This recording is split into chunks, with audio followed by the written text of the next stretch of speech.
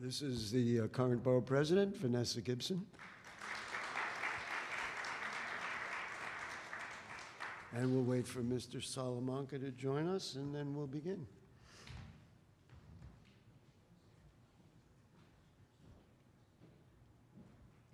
Nobody needs to speak for the borough president, but I can tell you that nothing she likes more than to talk with the young people of the Bronx.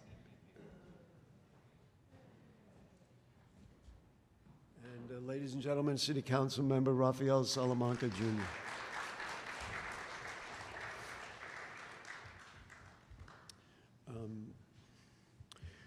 So Brendan, should I just begin, or do you want to give me a cue of some sort? All right. It's on me then. All right, hold on. Let me just check my clock. Okay.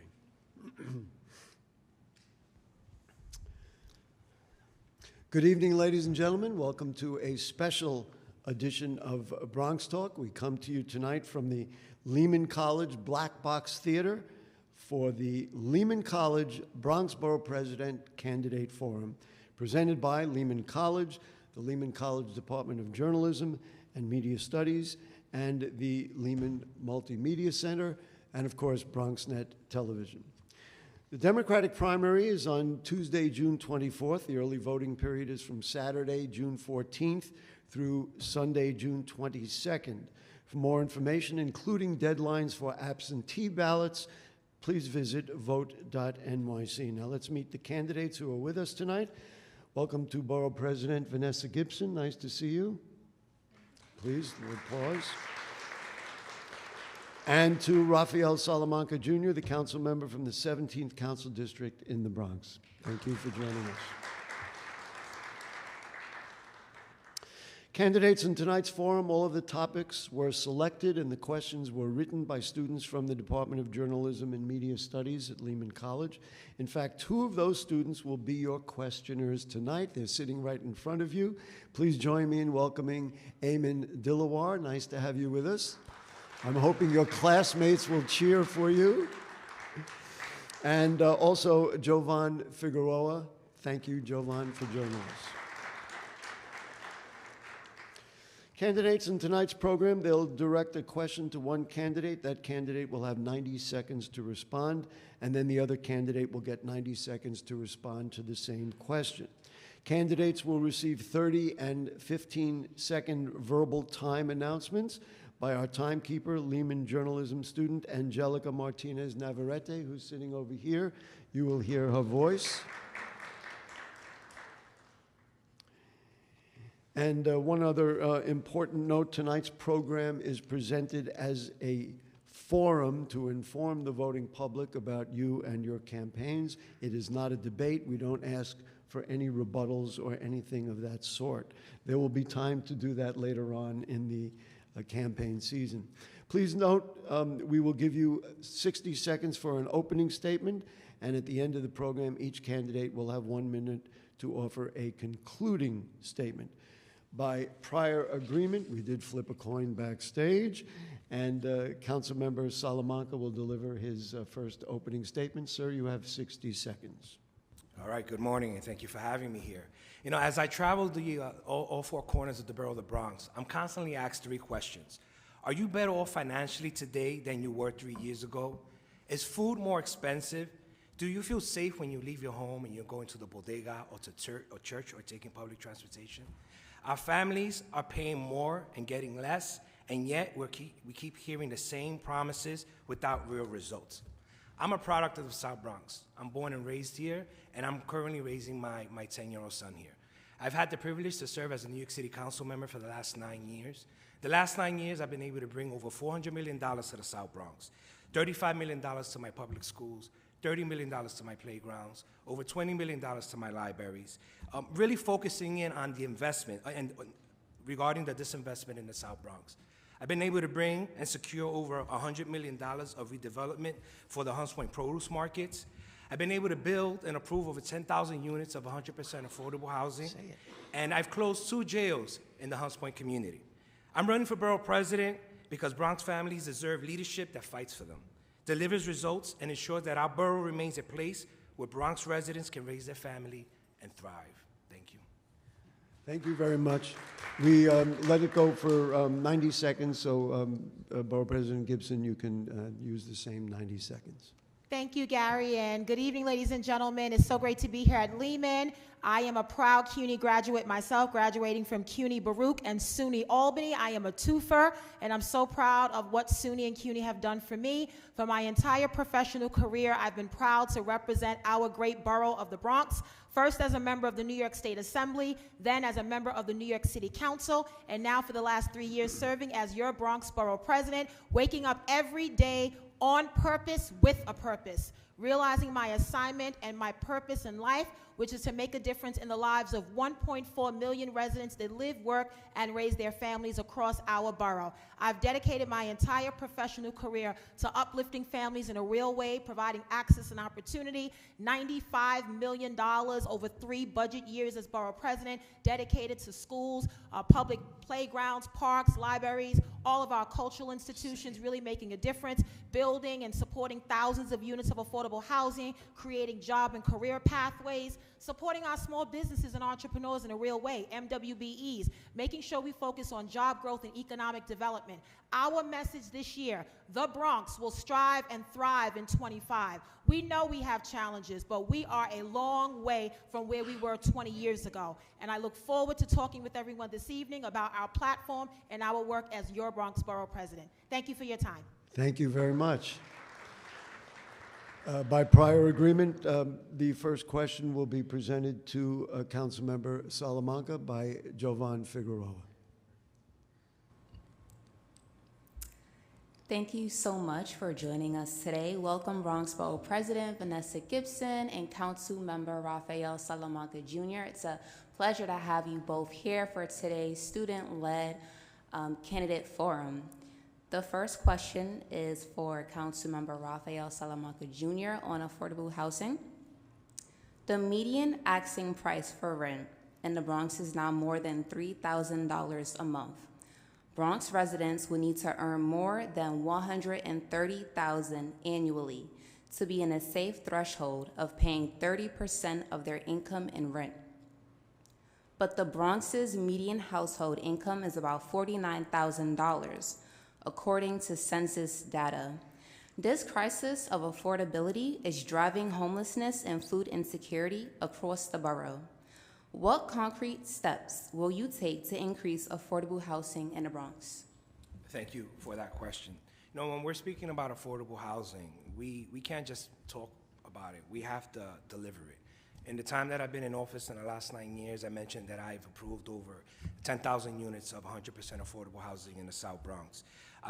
The way I focus my building housing has been kind of a mixed income model, where we set aside 15% of units for homeless families that are ready for independent living, set aside units for extremely low-income families, and also setting aside units for working-class families, because we want to keep families that are working here in their communities. In the last 8 years, there's been a study that my district alone has produced more housing than 21 council members combined. But I understand that the AMI structure, the way that the federal government has set it up, has been a problem. That has to do with the fact that the federal government is attaching all the outside counties, the area median incomes, to the New York City median income, which, when you look at it, it says that New Yorkers are making an average of $97,000 a year, but they're actually not. What I would establish and what I would fight for is what's called the local median income. It's that when you're approving these projects, approving the AMIs based on what the average median income is for that local community. And that would be something that I would be an extremely advocate for as a Bronx Borough President. Thank you very much, Borough President Gibson. Affordable housing should be affordable for everyone, and it is a fundamental right that should be afforded to all New Yorkers. We have made great achievements and accomplishments in the Bronx, but more neighborhoods need to do more. We've built thousands of units of affordable housing, mixed use and mixed income, but we have to do more on pathways to home ownership. We have to build the middle class. We have to support working class families. What we're doing is a new effort called Future Forward Bronx. It's a partnership with the New York State Department of Labor. How do we address housing? By giving people jobs and careers, lifting up families in a real way when it comes to economic stability and generational wealth. We want our tenants to feel that they can continue to be a tenant, but they should have pathways to home ownership. And so in the city council, we've supported thousands of units. We did the Jerome neighborhood plan in 2018. As borough president, I've made recommendations on ULURP. I've invested millions of dollars of my capital dollars into housing projects and supportive housing. I have a NYCHA task force because you understand the importance of investing in public housing. And so affordable housing opportunities must come with a jobs plan, and that is what we're doing as borough president, and we'll continue to support job and career pathways. Thank you very much. Next question will be delivered by Eamon Dilawar, and it will be addressed to Borough President Gibson. First of all, it is my immense honor and distinct pleasure to be blessed with the opportunity to serve as a panelist for this forum. Thank you so much for your esteemed and gracious presence. I am delighted, truly. This question is, once again, for Borough President Gibson. The Bronx consistently ranks at the bottom in New York State's 62 counties for health outcomes, with high rates of asthma, diabetes, and heart disease. Environmental issues such as poor air quality and a lack of access to nutritious foods play a crucial role. What specific initiatives would you implement to promote public health in the Bronx, and how will you address environmental and structural factors that contribute to poor health outcomes? Health is wealth and wealth is health, and we have to do better on health disparities and addressing them in a real way. We have a HIV/AIDS roundtable, a diabetes task force. We're doing a lot of work with health in hospitals and Metro Plus Health. We've hosted forums, symposiums, so many networking events to talk about screening for early detection for cancer, to reduce our HIV/AIDS infection rates, to deal with the opioid fentanyl crisis, to deal with substance abuse support and real ways at harm reduction and drug treatment programs, because it's not a crime to live with an addiction. We've also done a lot of work on food equity and food justice. Thousands of dollars for farmers markets and food pantry and soup kitchens and health bucks. That's important. The healthcare spectrum includes food equity, food justice, healthcare policies, Not 62, working with Bronx Health Reach, working with the Not 62 for a Better Bronx campaign. Building healthy families means access to healthier food. It means investing in farmers markets and food pantries. It means making sure that if you know better, you do better, and you have better options at food. That is how we address health disparities and move our borough forward in a healthier way. Thank you very much. Same question for you, Councilmember Salamanca. Yeah, thank you for that question. Before I became a New York City council member, I was a healthcare administrator. And my job was to ensure that families in low-income communities had access to health care regardless of their ability to pay. Healthcare disparities has affected my family personally. I'm an asthmatic. My 10-year-old is an asthmatic. I actually have to walk around with my asthma pump just in case I were to get an asthma attack. In my car, I have an asthma nebulizer in case my son also gets an asthma attack as well. And so knowing firsthand that I'm an asthmatic because of my environment, representing and living in the Hunts Point and Lower community where trucks are coming in and out of the community, they are polluting our air. And so what have I done to address the issue? Well, in my time in the council, I can say that I've allocated over $43 million to healthcare, $20 million to Urban Health Plan, $13 million to Lincoln Hospital, and another $10 million to Jacoby Hospital to ensure that they have the resources so that they can address our healthcare disparities in our communities. Something that I'm also extremely proud of, because I represent Hunts Point, is that just last week we spearheaded what's called the Blue Highway Initiative. This initiative will help bring in supplies via barge, and it would eliminate 1,000 truck traffics per month in the Hunts Point community. So healthcare is something that I'm extremely passionate about. Thank you very much. Next question will be addressed to you, council member, from Eamon Dilawar. The Bronx Public Schools unfortunately have some of the lowest students' performance rates in reading and mathematics in New York City. Many schools are underserved, overcrowded, and face challenges with teacher retention and outdated supplies. What will you do as borough president to improve the quality of education in the Bronx, and how will you ensure that underserved schools receive equal funding and equal support? Yeah, thank you for that question. Look, being a Bronx kid, being born and raised here, I was born in the 80s. I went to school in the 80s. I'm a high school dropout. I got my GED in the mid-90s. Actually, it took me 2 tries to get my GED. And then I was blessed that I was able to go work for an organization that believed in me and sent me to school. I was able to get my associate's degree at Monroe College. And I briefly came here to Lehman College, but I couldn't stay here permanently because I had to either work or go to school. It's a challenge. So what I've done as a New York City council member is that I've allocated over $35 million to my public schools, ensuring that they have technology and that they have the resources that they need. Going to an elementary school in my district, when I graduated in 1990, it was extremely hot. When I went back in 2016 for graduation in that June, it was just hot then in 2016 as it was in 1991. So what did I do? I allocated $1.5 million so that they can have an HVAC system in there. The yard across the street was in rubble, just like when I went there in the 80s and the 90s. I allocated another $1 million there. I think that there has been major disinvestment in our public schools in the borough of the Bronx, and we need to give teachers the resources that they need. And how do you do that? You have to put your money where your mouth is and give them the resources by allocating funding. Thank you. Borough President Gibson.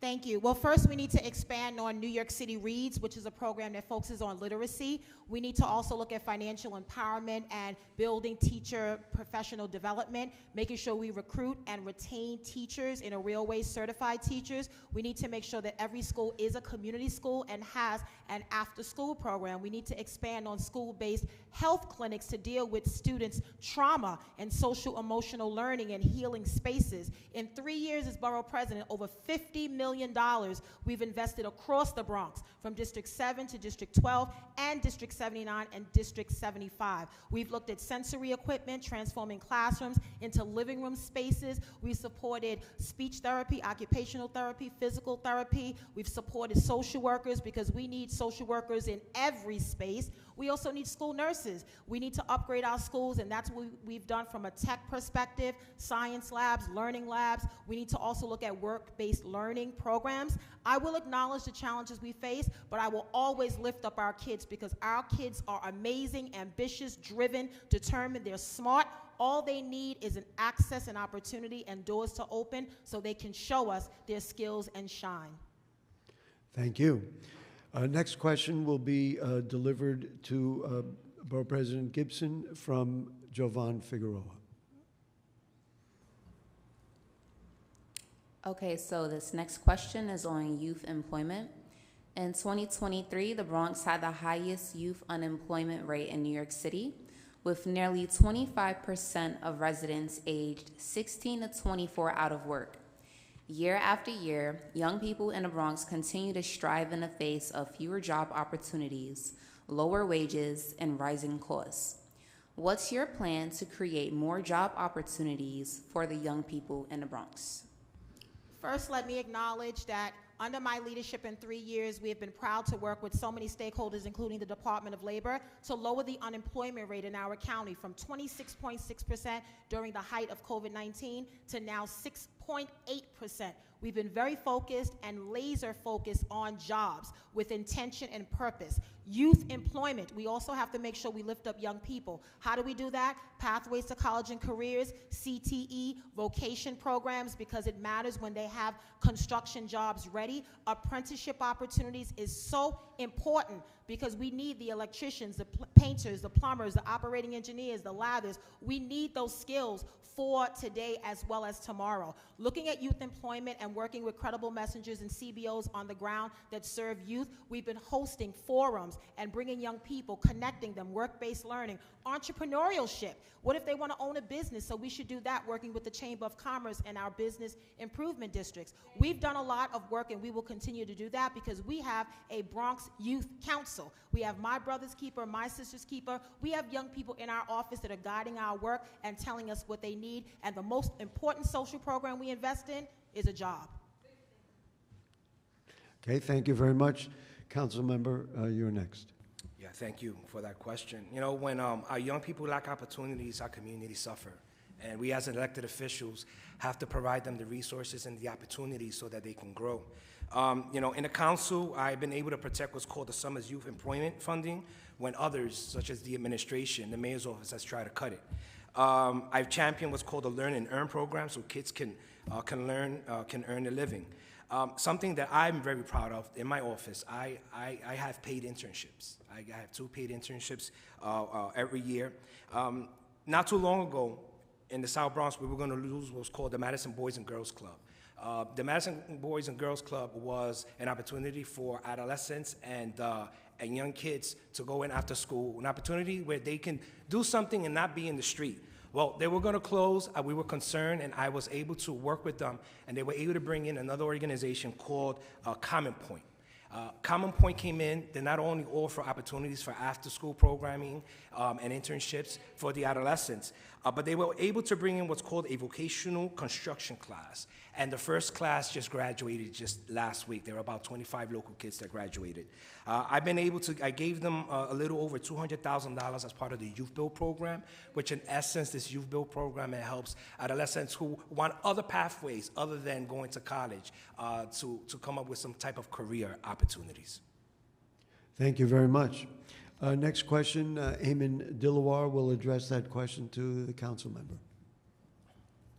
This next question is on the topic of guns and violence. 80 people have been shot and 71 incidents of gun violence recorded in the Bronx thus far in 2025. Last year, more than 438 people under the age of 18 were arrested for gun possession in New York City.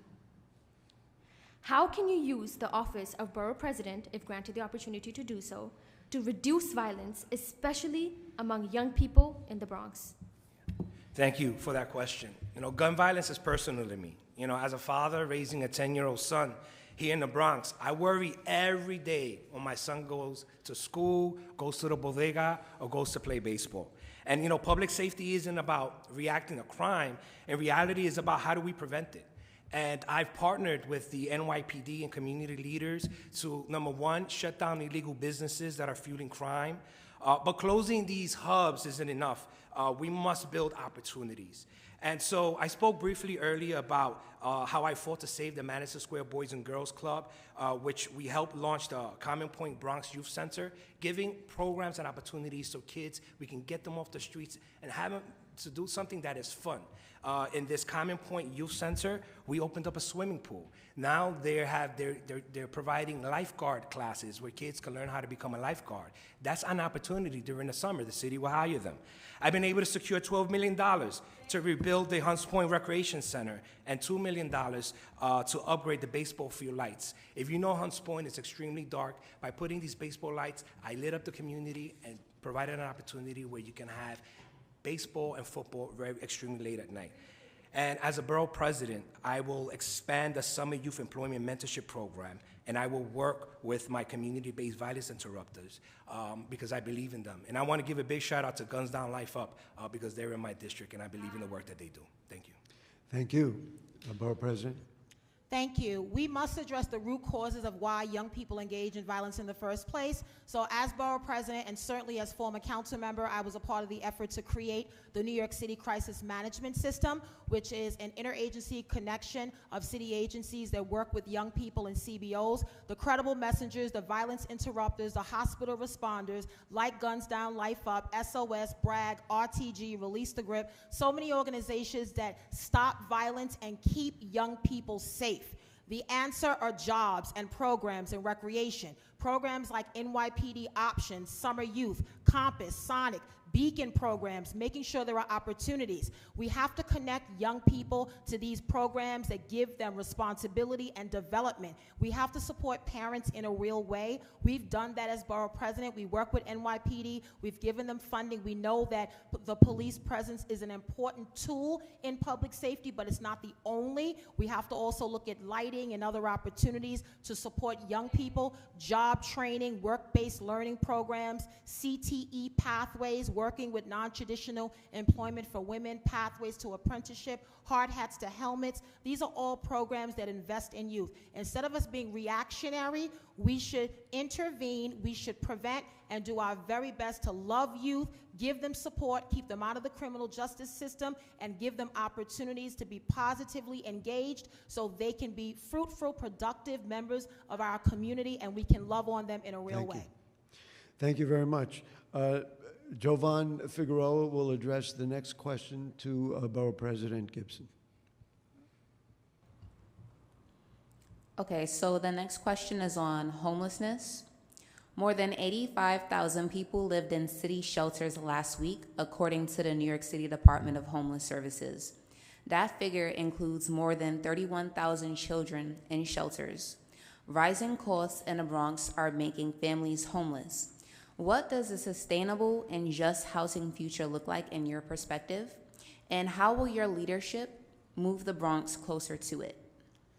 Thank you for the question, and it's unacceptable that any family in our city and our borough goes to bed at night in a homeless shelter. It is unacceptable. It is not what we stand for as a borough, and we must do better. Accelerating affordable housing, making sure it's really affordable, looking at protected classes like seniors and veterans and people with disabilities and runaway and homeless youth and foster youth and domestic violence survivors is an important component. Making sure that programs like FEPS and SEPS vouchers are real for families. Investing in public housing, because it's the largest affordable housing that we represent in the city of New York. We need to accelerate some of the tax incentive programs that drive the type of housing we see. We have to support supportive housing and also home ownership opportunities. We have to invest in our HDFCs. We have to give families real pathways to the middle class, and we have to meet them where they are. We have to reduce the redundancy and all of the red tape that families have to go through. The shelter system is not conducive to anyone's living in situation. And so we know the families are rent burdened, and that's why jobs are important, because we have to deal with stagnant wages, and we have to make sure that we deal with families and meet them from a language, diversity, cultural sensitivity perspective, and use all of our CBOs to really focus on the programs that matter, and most importantly, accelerate housing at the federal, state, and local level. Thank you very much. Councilmember Salamanca, same question for you, sir. Thank you for that question. Homelessness is something that I'm extremely passionate about. My council district has over 60 homeless shelters in the South Bronx, in the 17th council district. I have more homeless shelters than any of the other 50 council members that exist out there. But I'm also building the most affordable housing in the entire city of New York.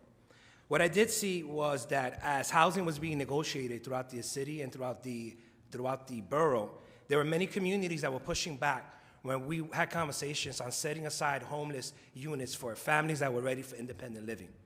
At the end of 2019, one of my most monumental bills that I was able to pass was called the 15% homeless set aside. And what this bill did was that it required every developer that was getting funding from the city, even if it's $1, that they needed to set aside 15% of their units for homeless families that were ready for independent living. You know, I'm very passionate about this because being a kid from the South Bronx, I had many friends that were in the homeless shelter system. When you go to my public school systems and go to my public schools, there are schools that 50% of the students that are there are in a homeless shelter. And they don't know when they leave school if they're gonna go back to that same bedroom that they had because they live in a transitional housing setting. So as borough president, I will continue that fight as I fought as a New York City council member to ensure that homeless families are getting an equitable and fair shot at affordable housing. Thank you very much. Candidates, this will be the final question, and then we'll give each of you a chance to deliver a closing statement. And this question will be delivered by Dilawar. This final question is on the topic of food insecurity. It's addressed to Councilmember Salamanca. Councilmember Salamanca. Right. According to the NYC Food Policy Center, 1 in 4 Bronx residents are food insecure, the highest rate in the city. Despite current food assistance programs, many neighborhoods continue to struggle due to limited access to affordable groceries, considering expenses have also risen. How will you use your position to support more community-based food programs in the Bronx and reduce long-term food insecurity? Thank you for that question. You know, in the borough of the Bronx, too many families have to choose between eating healthy and running out of food earlier during the month, or eating less healthy so that they can get by. And no one should have to make that choice, honestly. I've fought to rebuild the Hunts Point produce market, strengthening food access and creating jobs. During COVID, we saw what happened. Our shelves were empty in the supermarkets. People were hoarding food because of the unknown. We did not know what was going to happen. Well, my office went into overdrive during COVID, and I can tell you that I work with my partners in the markets. I had over 65 food events, not only in my district, but throughout the entire borough of the Bronx because my colleagues needed help.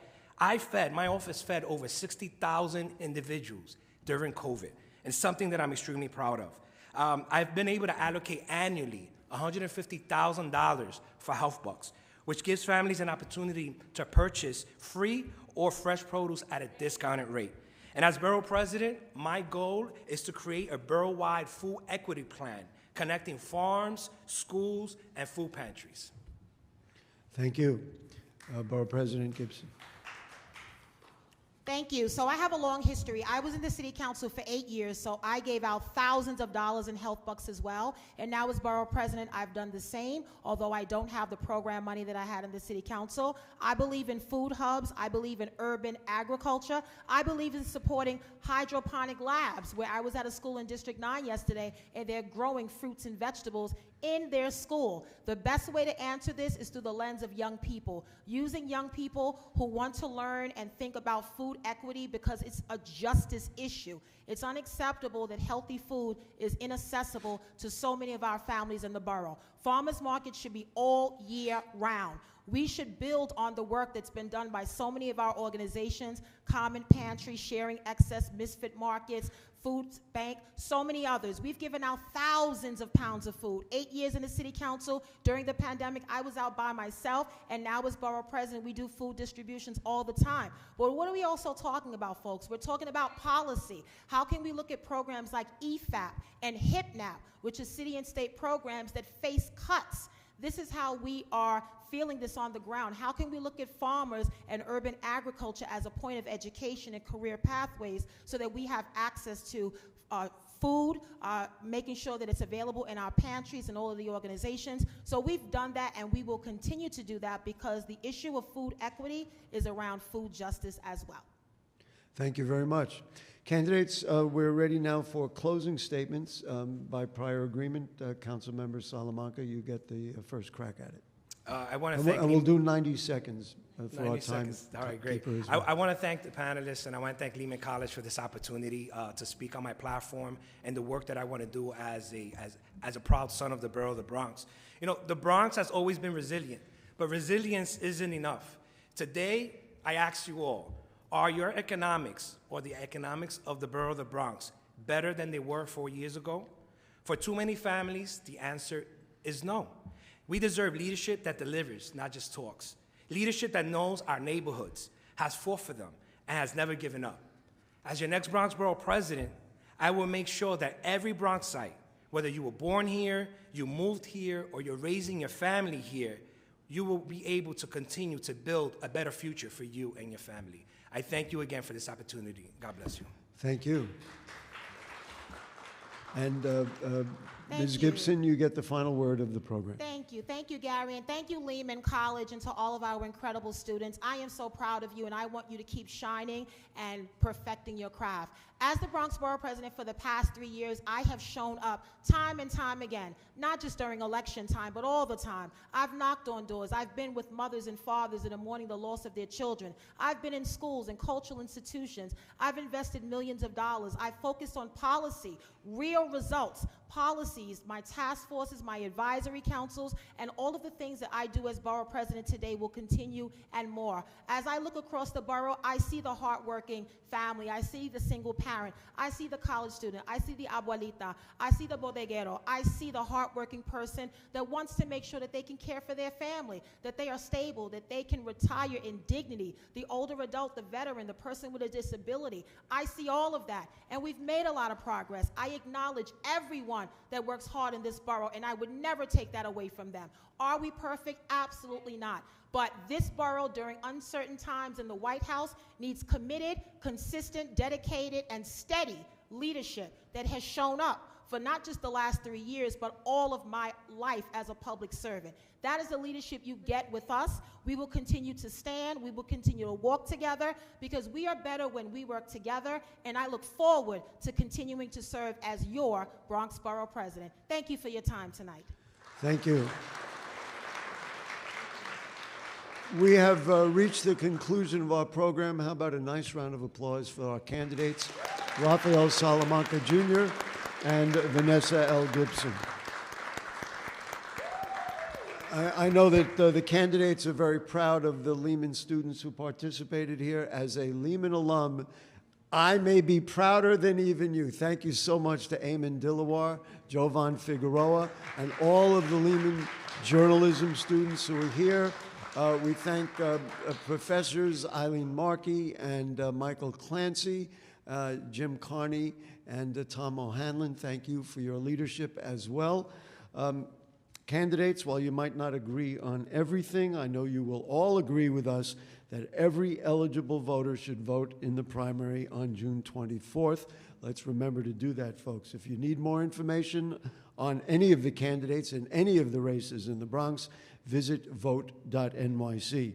So in conclusion, we will thank Lehman College, the Department of Journalism and Media Studies, the Lehman Multimedia Center, who provided the tech for this, and of course, BronxNet TV for presenting this forum on Bronx Talk tonight. Don't forget, please vote on June 24th. Good night.